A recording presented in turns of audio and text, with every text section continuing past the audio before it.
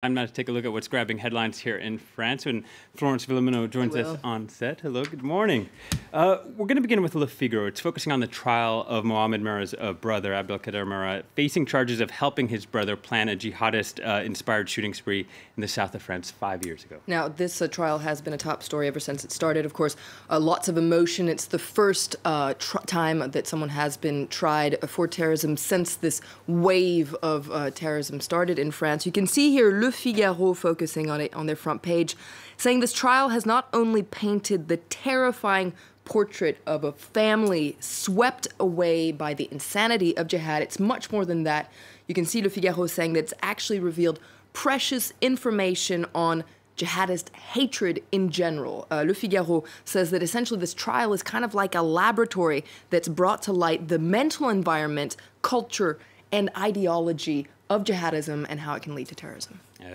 Verdict expected next week, but Le Figaro calling on authorities to already learn the lessons from the trial. Indeed, let's take a look at the editorial of Le Figaro that says there's a lot to learn from this trial. Of course, the police and intelligence services are going to pore over the details, but so should the government. Le Figaro says authorities need to provide an appropriate answer for what they call a curse that's causing bloodshed in our society. It's clear now, according to Le Figaro, remember Le Figaro is the conservative paper, it's clear now that there is no border between delinquency and terrorism. And Le Figaro says that to fight against what it calls the jihadist temptation, we must stop being complicit about crime, for instance, drug trafficking. It also says that France really needs to address the problem of radicalization in French prisons. Le Figaro says that for now, terrorists are taking advantage of flaws in our justice system. You can see the title there, The Time to Act is Now.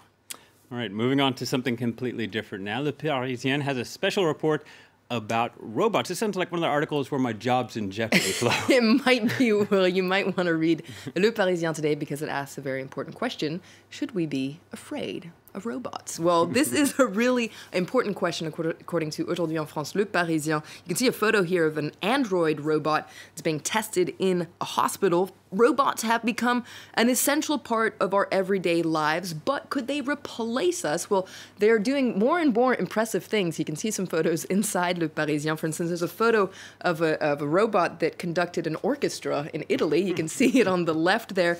Also, you can see a robot that mows your lawn for you, and that robot in the bottom right-hand corner knows how to imitate signatures. So that's also an important thing. All this, of course, thanks to the progress of artificial intelligence. But could they surpass us one day? Let's take a look at a cartoon inside Aujourd'hui en France, Le Parisien. You can see a guy talking to a shrink here saying, "Look, Doctor, I'm afraid I won't be able to find my place in a robotic society." And you can see the robot there saying, "Talk to me about your childhood." So apparently they know how to do everything almost. Luckily for us, there's still some domains where work needs to be done in artificial intelligence. Okay, moving on to a different story. L'Humanité has a special report about sexual harassment in the workplace. That's right. If you look at the figures of sexual harassment in the workplace, it's pretty staggering in France. 20% of French women say that they've experienced sexual harassment at least once in their professional careers. That goes for the private sector and the public sector, and it's estimated that 95% of women who actually speak out about sexual harassment end up losing their jobs. Staggering. Unsurprisingly, most women don't speak out about this. Well, L'Humanité has given a voice to these women who have spoken out and been punished for it. Of course, all of this comes in the wake of the Harvey Weinstein scandal in the United States that prompted a lot of women to share their own experiences, and it's quite a fascinating and quite staggering read here in L'Humanité. And finally, quickly, French paper is also focusing on another story from the U.S., a declassification of 2,800 files on the assassination of President John F. Kennedy. It's a huge story around the world. Must be said, though, French people are quite fascinated with JFK, so it's on the front page of Libération today. You can see they're talking about the end of the secret, a secret that's been haunting the United States for over 50 years. And there are all sorts of really interesting photos taken from back in the day, so on November 22nd, 1963, of course, the day of the assassination, and afterwards.